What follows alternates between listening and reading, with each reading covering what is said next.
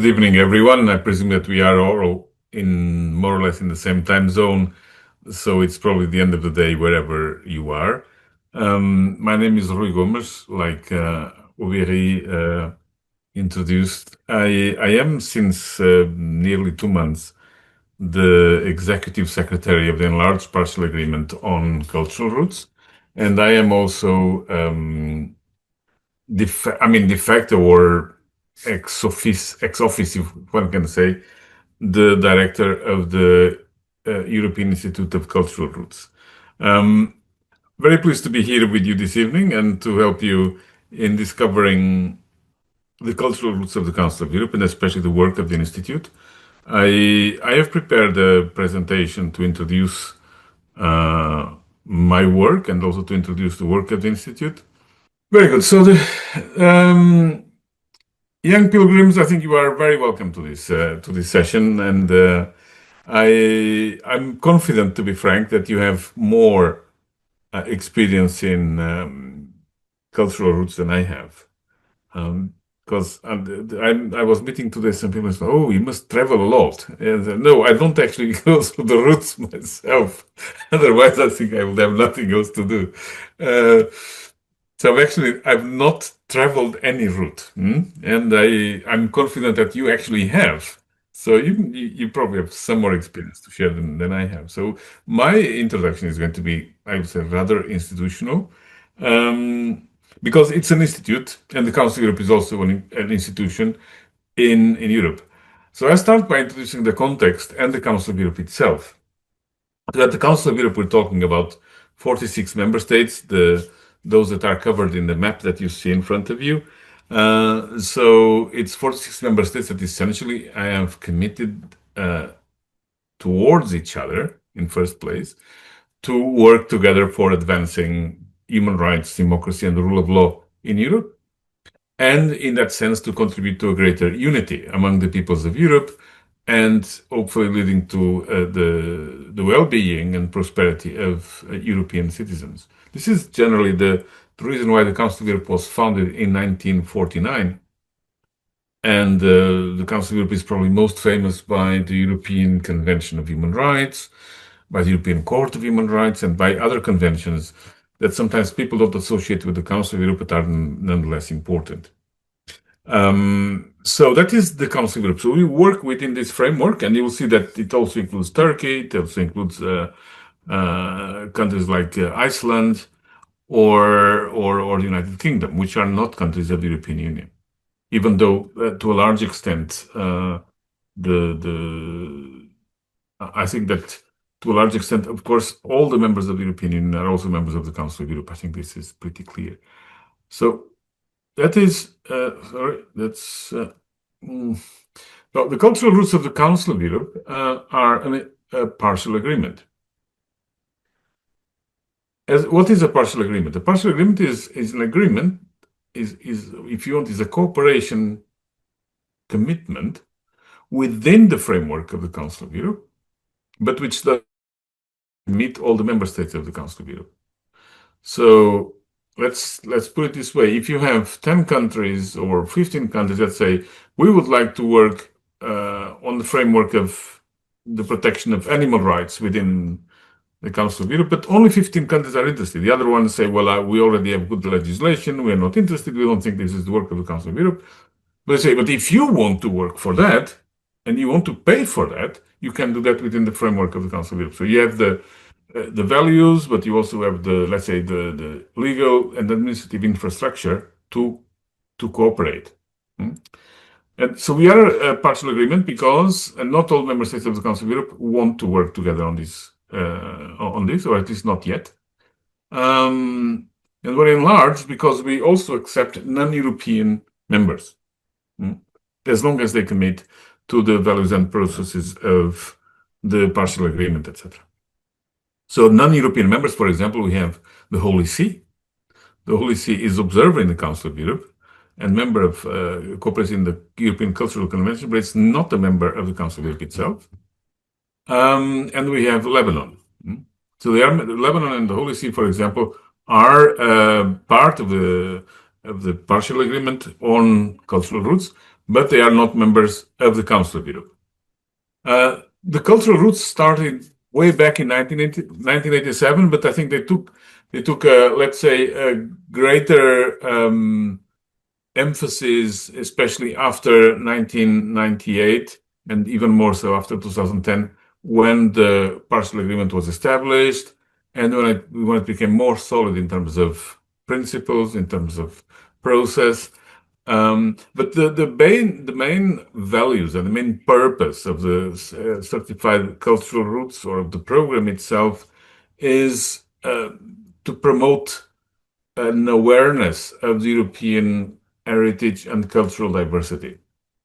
So I mean, as you have experienced in the routes that you have or in your pilgrimage, the idea of pilgrimage is that you meet pilgrims from many places, but they come together or they use the same route because they are united by some values or some purpose or some how shall I say it, some hobbies that can be the same. They like or they like working with this.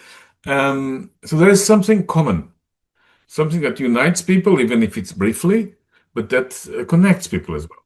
So, and that's this awareness of the shared heritage and cultural diversity is very important.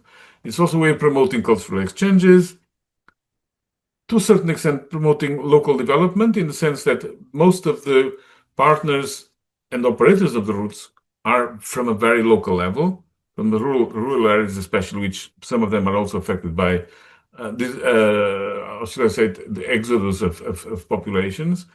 So it's a combination of all this that makes the cultural roots an interesting program, and it is very much also about cultural democracy in the sense that the roots are operated by very often by kind of independent associations, entities, which are themselves managed according to democratic principles, but which are managed very often by citizens that are committed, sometimes at very local level, sometimes at national level. So it's a form of participation. It's also a form of cultural democracy in the sense that it does not depend always on what happens on the capitals. It doesn't depend on what happens in a national level. It's really what people believe to be important to put forward. And what I find interesting in the cultural roots, knowing that I'm still recent in this job, is the variety. So the variety of themes helps us think, oh, I never thought that this could be interesting. But actually, there is because it connects people. And I think this spirit that we should keep in mind when we think about cultural roots and what makes them interesting. So, as I speak, we have 48 cultural roots that are certified by the Council of Europe. And I'm sure that you cannot read them all, but I mean, we have just the Viking route. We have, of course, the route of Santiago de Compostela, but we have also, for example, the Huguenot and the Valdemtian trails, historic cafes, Iron Age, fortified towns, women writers, resistance trails, not resistance trails, liberation routes. So the themes can be very varied, from a religious background to a historical perspective to a more artistic dimension, but essentially, or even philosophical. I mean, if you take some of them are very almost idealistic, like the Ennius route. That's so. So it's in fact what people decide and commit themselves to value, to put forward, and to a large extent to work for. Hmm?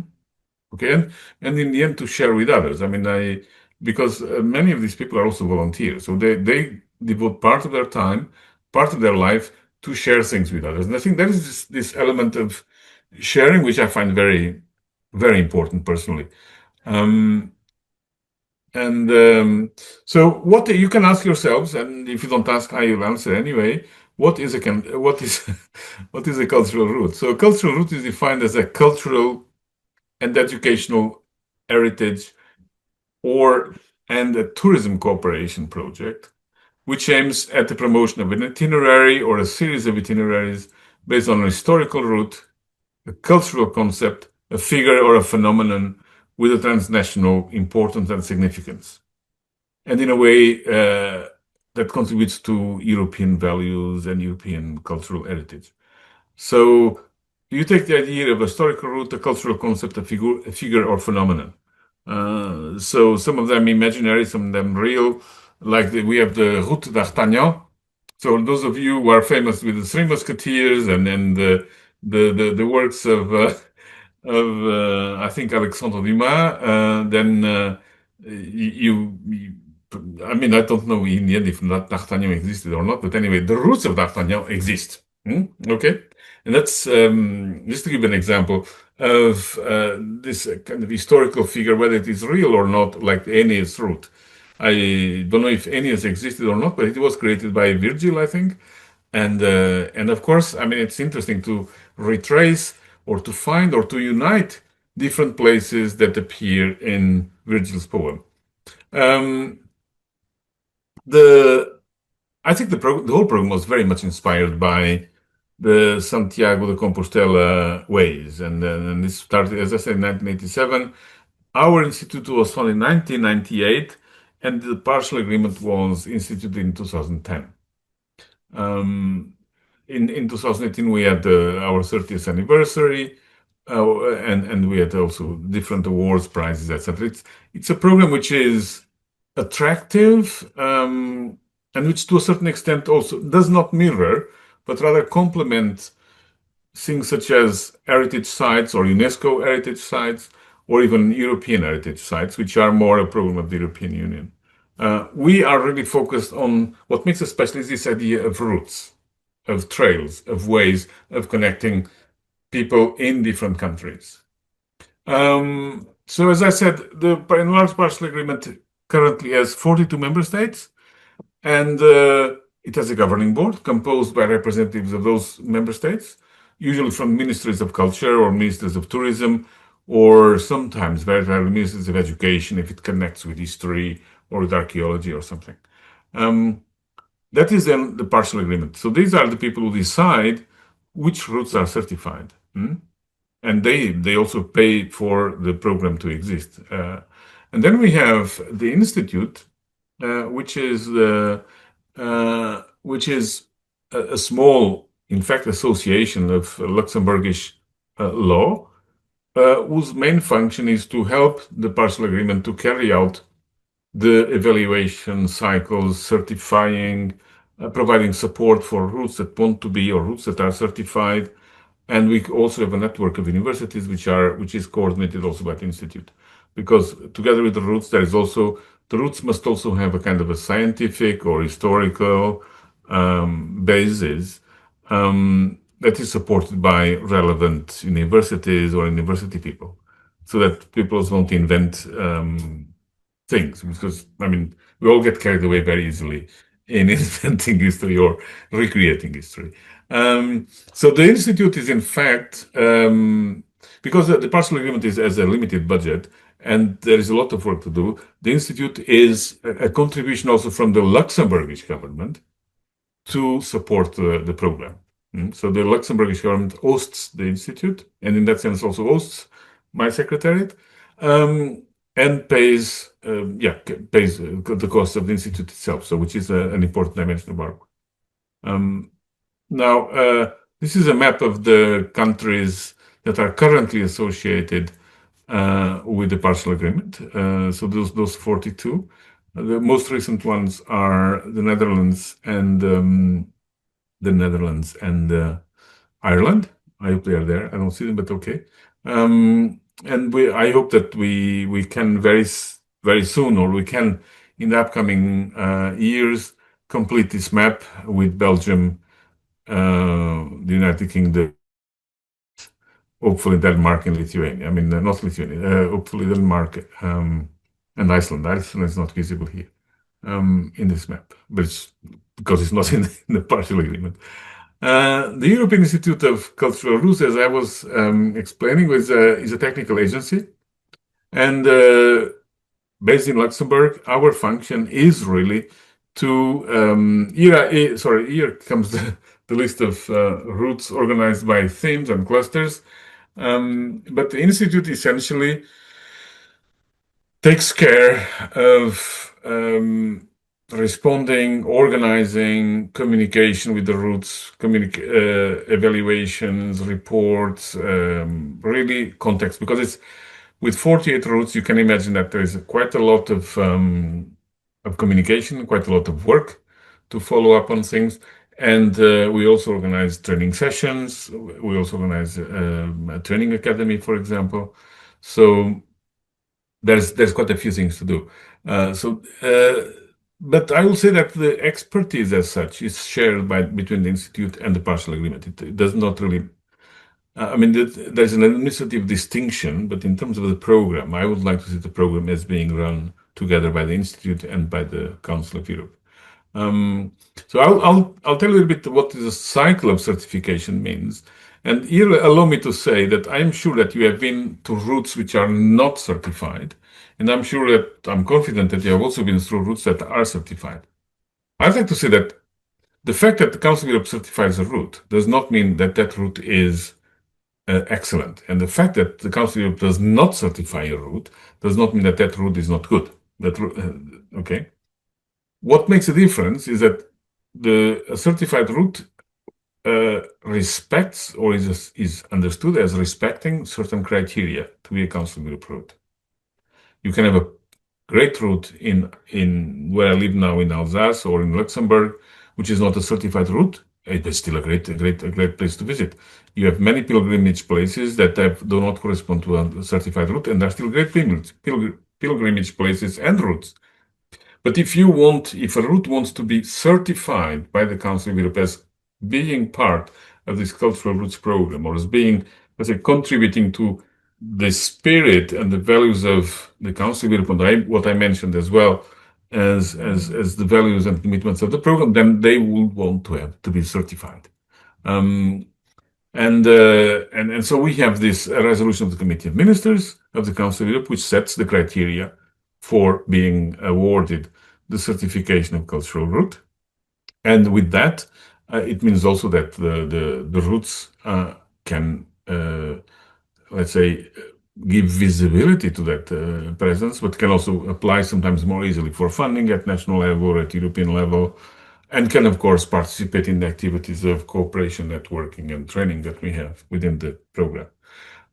So the main criteria correspond to the themes that the routes represent, have also a list of actions that the networks or the routes must carry. And the third dimension is the nature of the network itself. So there are some criteria about how the network that runs. When I say network, we mean, in fact, the carrier or the organization that represents the routes, how it must be organized. So regarding the theme, for example, they must be representative of European values. I'll leave that to you to decide what are European values. They must be researched by multidisciplinary groups of experts and also international groups of experts.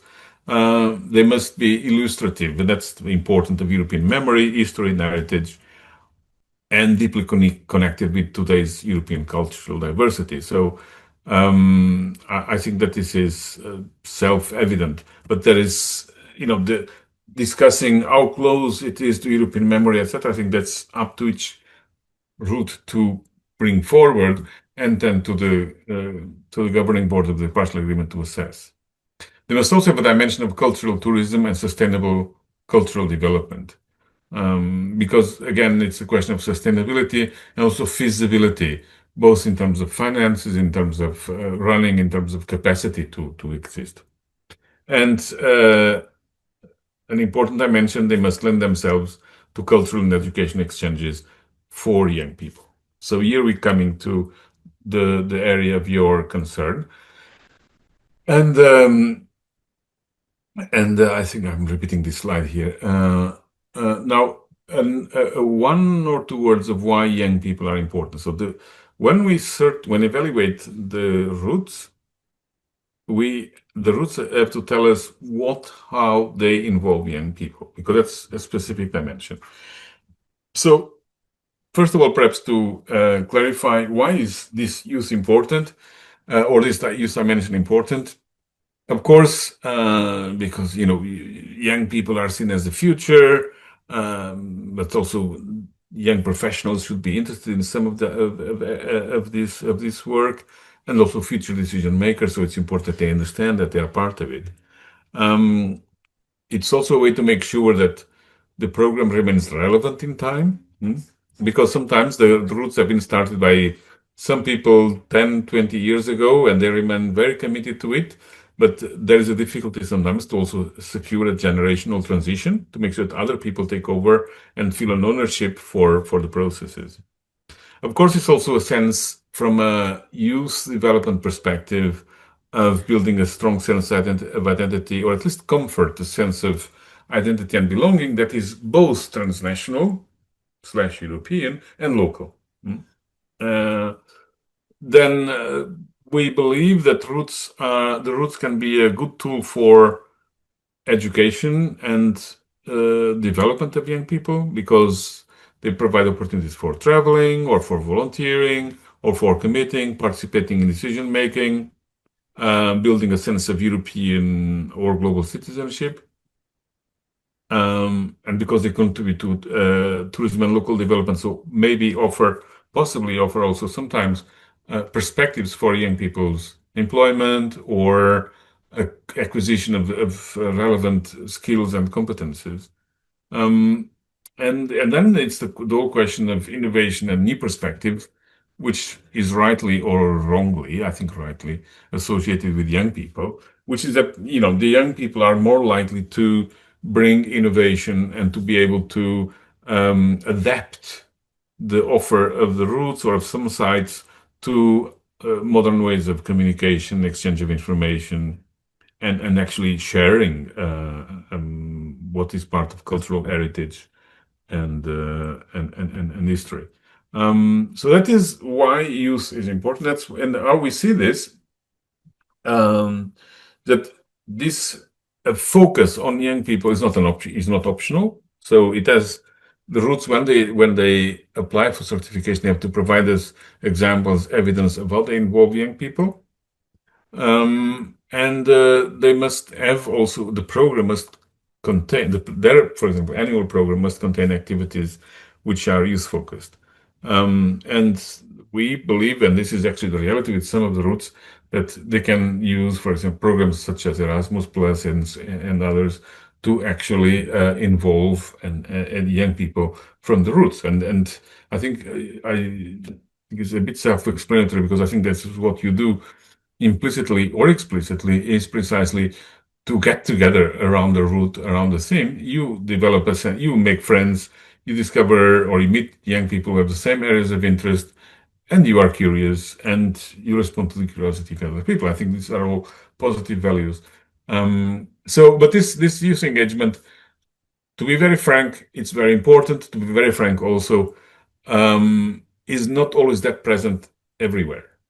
Okay, so for us it remains an effort, and I will come to that in a minute on how we intend to carry this forward.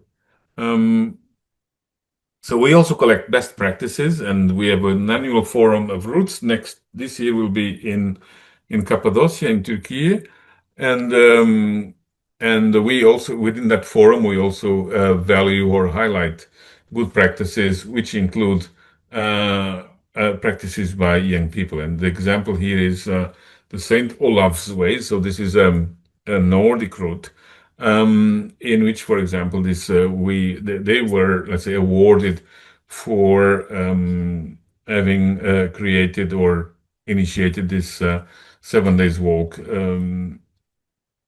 between Sweden and Norway.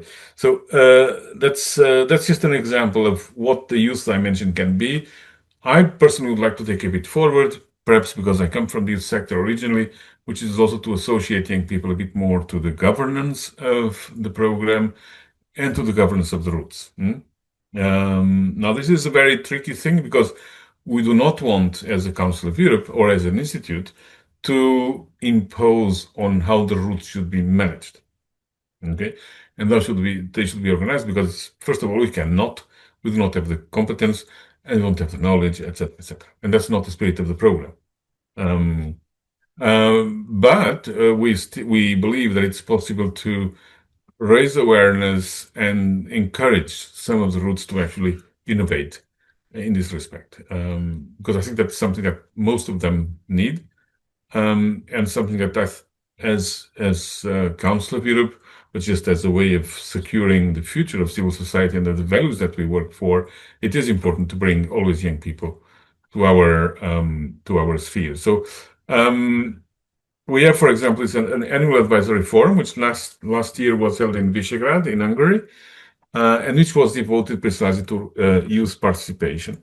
But I also intend to propose that this year, next year, we organize a working group to see how we dynamize further youth participation in the management of the program, and what can we propose to the cultural roots to make that youth dimension in the routes themselves more visible and more concrete. I cannot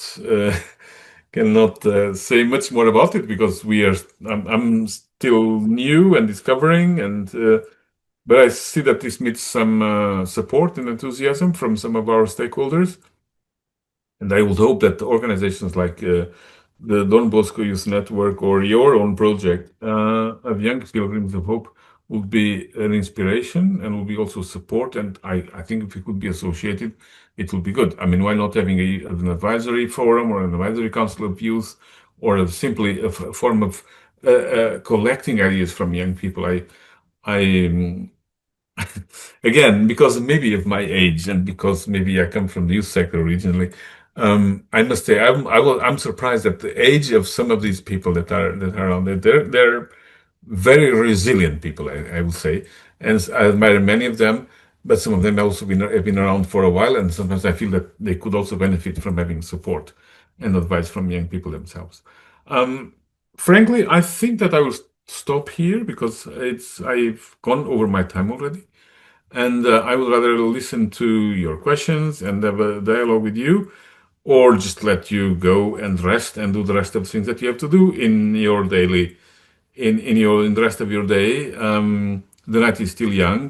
Don't worry. Yeah, thank you for the presentation. That you were talking about the adding new countries to the agreement and how is the cooperation with new organizations that want to propose new routes. So I wanted to ask from an administrative level, from your coordination level, if it's a goal to also add new routes or if it's something that happens spontaneously, if you're not searching for it, how do you react when you get a proposal? Kind of, this is the goal of the organization or actually not? Thank you. Thank you very much. For your question, very important. I mean, with 48 routes, we are not really looking forward to increase the number of routes, but we welcome them if the governing board accepts and if they correspond to our criteria. But it's not that we want to federate all the routes in Europe. That's not our intention. Um, so at the moment we have, for example, 12 candidates, I think, for 2026. 12 routes that want potentially to be certified.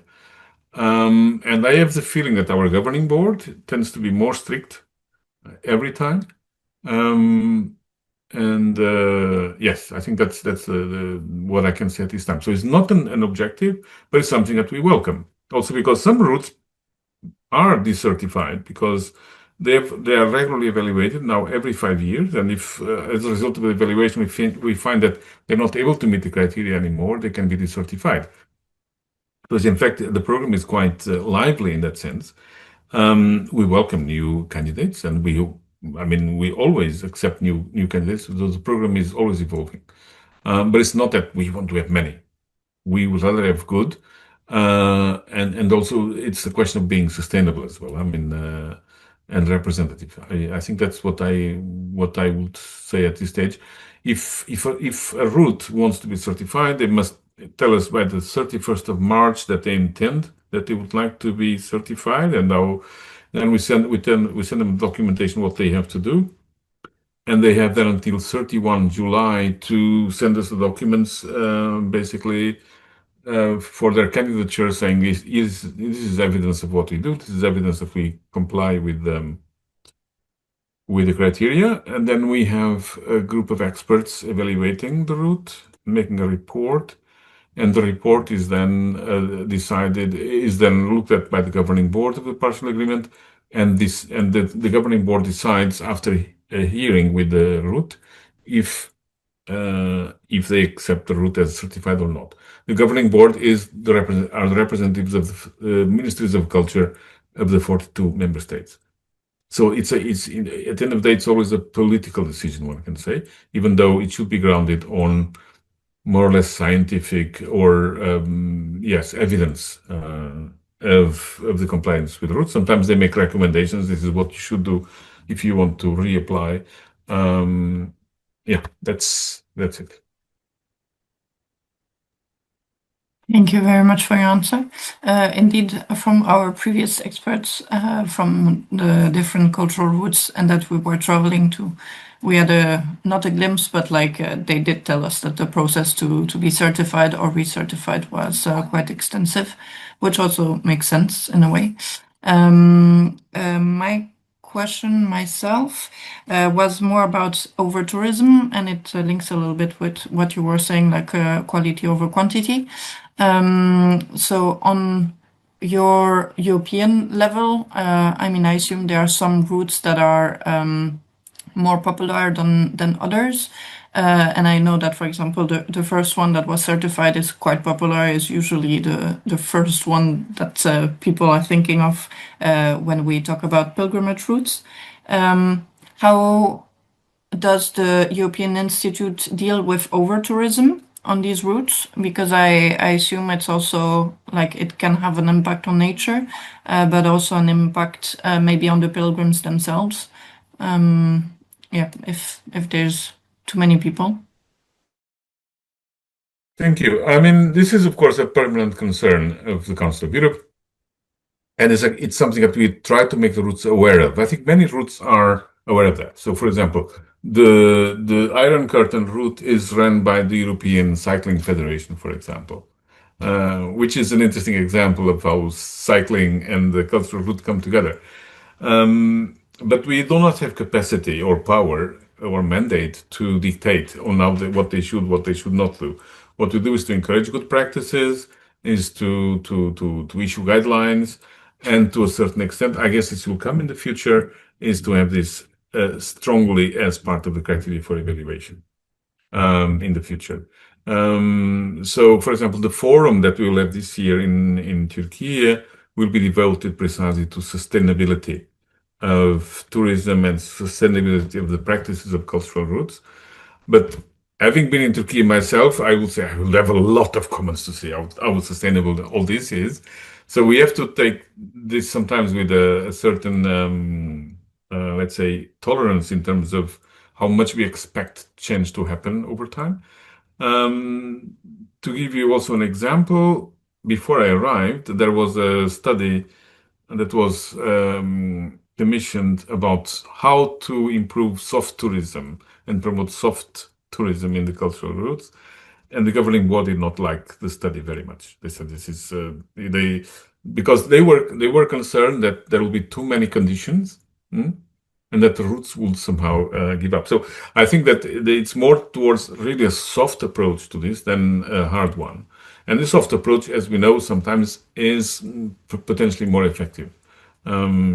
And that has to do with the encouraging soft forms of travel with less impact, and the routes, many of them are based on either walking trails, cycling trails, even horse riding. So much less on transport, even though, of course, if one person wants to make the Aeneas route, of course, they have to travel to Greece and Turkey. And I mean, if they start in Italy, it might be a bit difficult to go all the way by bike or by foot. So it's more on this area of making of awareness raising and encouraging good practices. I believe that we'll go towards a slightly stricter approach, so that people have to be more conscious on how they address this. We have also agreed to start a working group on the thematic representativity of the routes, which I want to include also the thematic representativity to also include the youth dimension and this sustainability, which is in fact inviting to see, are the routes currently representing the diversity of cultural, religious, spiritual backgrounds, history, etc., etc. Some people say it's a lot. I mean, I'm talking to, in principle, to a Christian audience here. So the joke is that if we take the calendar of the Christian calendar, you could have a route for each day in a way. And because we always get requests for certification of routes associated to saints, which is very good. But then some people say, but as most saints are male, and not we don't have so many female saints associated, etc., etc. So there's small things, but which in fact are I interpret them as a need to have a regular updating of our values and principles with the reality of today and of today's citizens. We cannot stay stuck in the past. So this was very important. Yes, it was very important, but now other things are equally important to take into account, and we would like to introduce them as well, and to maybe value them a bit more. I think that's part of the things that I'm expected to contribute to, and I think any ideas that people like you have, they will be extremely beneficial and useful. Thank you. I think there is a question that also is relevant to the last part of your answer. Do you also collect data about the routes? Sorry, for example, how many people walk or cycle or take them, and if so, what are the most popular routes among youth? I know that I don't know if it's the institute that keeps track of all of it, or if it's like each route that gathers some numbers. I assume that the routes are also gathering some numbers, but I don't know how much they are tracking the age brackets, let's say. I can say that the institute does not keep track of such data, and can also assure that we don't have such data. We have a database of about 4,000 institutions, organizations, local authorities that are part of the Roots network, and just updating that database is a huge task. So we leave this to the roots. You also understand that the roots are really very, very different in nature. So a route like, for example, Santiago or even the Via Francigena might be relatively easy, because we have certain clear trails that others do not even have a geographical continuity. So it's much more difficult. But yes, I think it's something interesting to look into. But no, we do not keep a track of that. We're not able to at the moment. Thank you.